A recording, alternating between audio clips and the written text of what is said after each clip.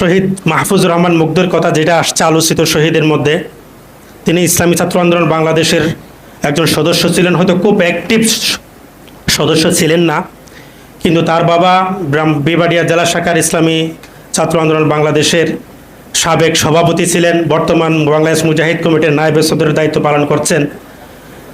এরপরে আমাদের তাহমিদের কথা আসছে, আপনারা জানেন তাহমিদের অনেকগুলো ছাত্র আন্দোলন রিলেটেড অনেকগুলো ছবি ভাইরালও হয়েছে। তিনিও ছাত্র আন্দোলনের সদস্য এবং চাঁদপুরের সিয়াম আমাদের ইউনিয়নের সাধারণ সম্পাদক, তিনিও গুলিবিদ্ধ হয়ে শহীদ হয়েছেন।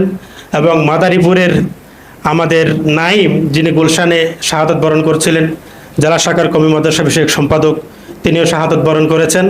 এবং এ পর্যন্ত প্রায় 50 ঊর্ধ্ব আমাদের গুলিবিদ্ধ হয়েছেন, শতাধিক আহত হয়েছেন এবং 50 ঊর্ধ্ব গ্রেপ্তার হয়েছেন। অনেককে